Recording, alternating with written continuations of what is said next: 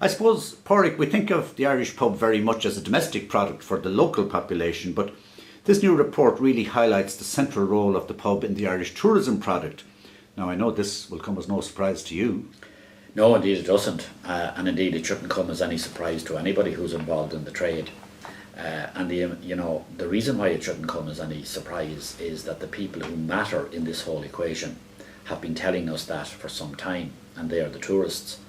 You only have got to look at, for example, the Lonely Planet Guide, which has highlighted the fact that for tourists the pub is number one, and look at Fáilte Ireland's own research with tourists, where they have shown that number one, it's the key item for them in terms of when they're here. Number two, it's a very significant issue in determining whether they will come to Ireland or not.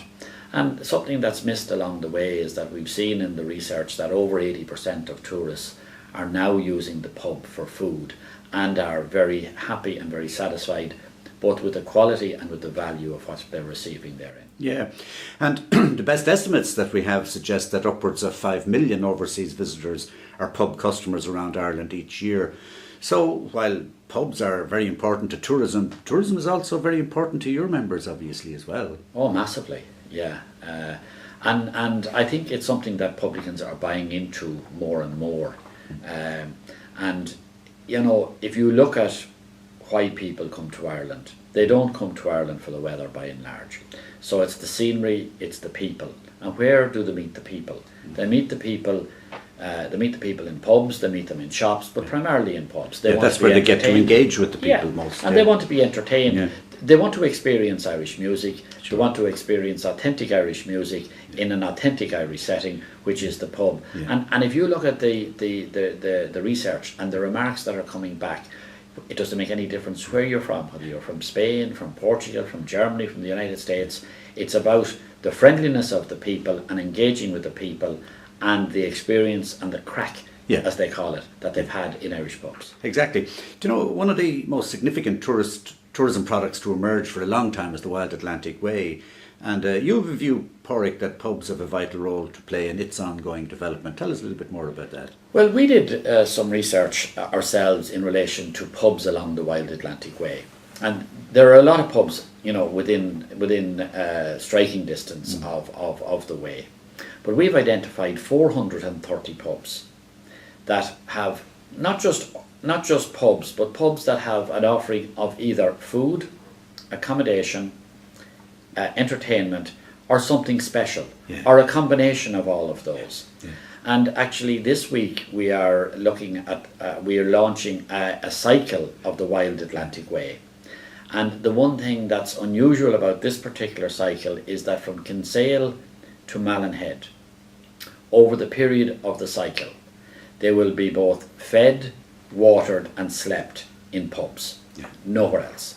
And I think one of the things that it's fine if you're in some of the bigger areas, there will be other attractions. Sure. But you know, the Wild Atlantic Way, the more remote areas, the Wild Atlantic Way is not about getting in a car in Donegal and driving the car. It's about the stops along the way. But it also will create certain challenges for pubs as well, that they will have to rise to the occasion. Indeed. In terms of making sure that the offering is good. And the opportunity that and presents for them. Now, changing tack a little bit, your sector, of course, has been an easy touch for raising tax revenues for many years now.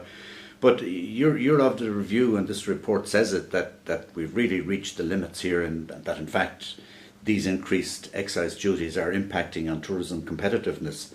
Presumably that's something that you, again, agree with and saw coming? I'll let the facts talk for themselves. We're 178% more expensive than the average in Europe for alcohol, and that primarily is down to excise. If you take, for example, the excise on a pint of beer in Ireland is 55 cent, the excise on the same pint of beer in Spain or Portugal is less than 8 cent. So it is impacting, and it will impact, and it reflects negatively. So what we really need to see is we need to see the excise increase that was put in place last year reversed, so that we can be competitive with. It's not about being competitive, it's about being competitive with those that we're competing with for the tourist, for the tourist and for the tourist industry. So that increase needs to be reversed. Sure.